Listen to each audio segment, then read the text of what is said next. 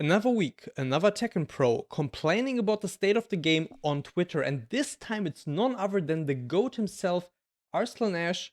Let's see what he says. This tweet comfortably hit just over 1 million views at 1.1 million views, and he states, let me read it out for you, the state of Tekken is extremely volatile right now. The more I play the game, the more depressed I become. It feels like the game has devolved into a single launcher followed by a 50-50 mix-up, and that's it. The game needs systematic changes more than balance changes, in my opinion. So obviously playing the game seems to put Arslan in a pretty bad mood, which is not good considering this is his job and this is the game he plays all day long. Like many other Tekken pros, he is mentioning that the game is devolved, as he puts it, into a 50-50 launch casino, with the main issues of the game not being in the characters themselves, but in the systems that are promoting this kind of playstyle. Obviously, this quote took the FGC by storm, and other creators and Twitter users have come to answer and give their 2 cents in that this fighting scene was posted between Knee and JDCR. This appears to be season 1 of the ranked game, which is when I also started playing the game. Let's just look at it. So this quote-unquote real Tekken,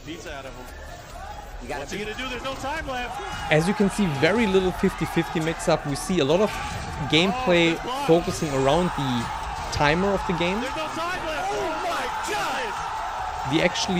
The round actually ending on a timeout. I'm speechless. Who is this dude in the sweatsuit? I almost punched him. I don't even know who he was, but I almost hit him. Extremely tense, both players being scared of doing any mistakes. This is when defense was at the core of Tekken's meta. We saw a lot of we saw a lot of Dragunov and a lot of Jack during this time. We remember the times when every final was basically JDCR versus Anakin. Oh wow, Kenpo to get out again. Get off of me, bro.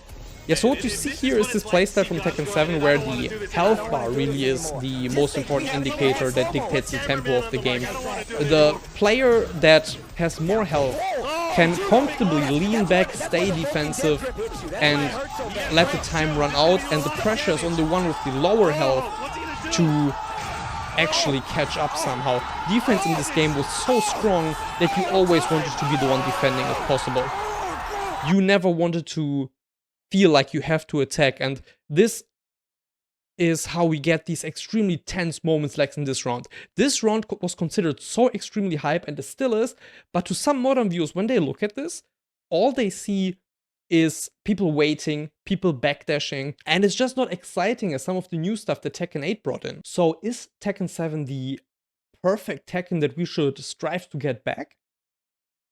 As Master Ravenclan puts it, this Knee versus JDCR set was the set that birthed good-ass Tekken. However, Tekken 7 also got a lot of criticism throughout the years, and which is also pointed out here in the beginning of the tweet, some other users are also talking about that. I will never forget how much you guys actually hated Tekken 7, LMAO. Yes, I remember that. When Tekken 7 came out, it was considered the noob game. Back then, using rage arts was enough to make some people rage quit in ranked matches. Can you imagine that nowadays? Here we have another example of a post where someone is complaining about Tekken being more noob friendly but not bearable on a professional level. And then the user T-Mask saying that people have been saying this exact same thing for years, and I remember that too. And I have even read up on some stuff where people have complained about Tech 2 coming out, about previous Tekken installments, where supposedly all of the new mechanics are making the game noob friendlier and taking away the edge from pro players. One guy that went into details about this was actually Speedkicks. He inserted himself into the conversation and brought up this tweet, followed by a short thread where he is showing this scene from Tech 2, where he can see a lot more active keep out, attempted sidesteps, a lot more active strategy. in the what he calls active threat range. So what we have seen in the Tekken 7 clip was that after every interaction, you would just backdash away. However, in Tek 2, you would have more active threat range. There would be more active pressure put on both players. So that is where the tension would come from.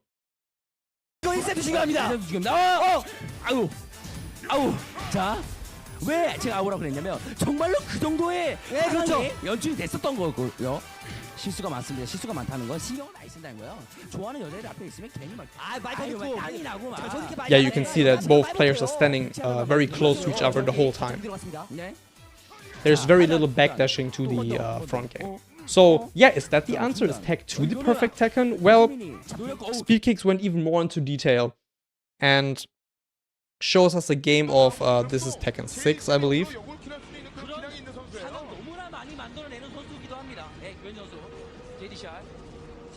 where we can see a similar style of gameplay.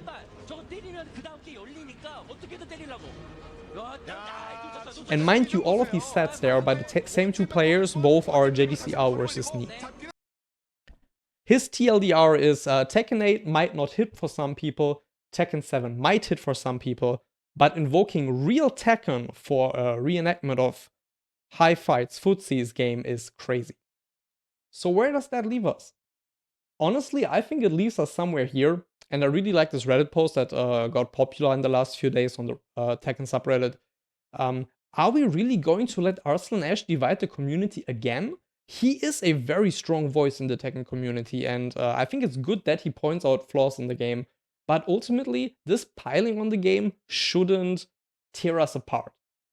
At the end of the day, the old Tekkens are gone, we are left with Tekken 8 now, and genuinely it is a great game with mistakes, but instead of pointing out issues that are not related to the netcode monetization issues, so on and so on, we should really focus on making the game just better and making the best out of what we already have. However, another perspective that I really want to bring to the focus is the perspective of the pro players, Arslan of course being one of them. Here we got TheDX saying that it's mainly an issue with the S-tier characters, so he's referring to balance issues and how low-tier characters don't have the same 50-50 playstyle as the current top tiers.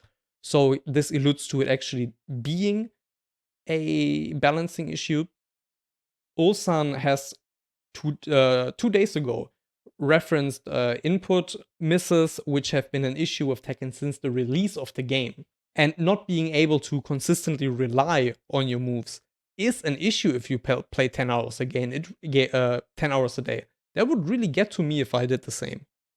And here we have Kokoma answering, replying to the Arslan Ash tweet, essentially mirroring what he is saying, complaining about 50-50. He put one very funny sentence in here. PS, even TWT final rules is perfect for 50-50. We are all in Las Vegas first floor.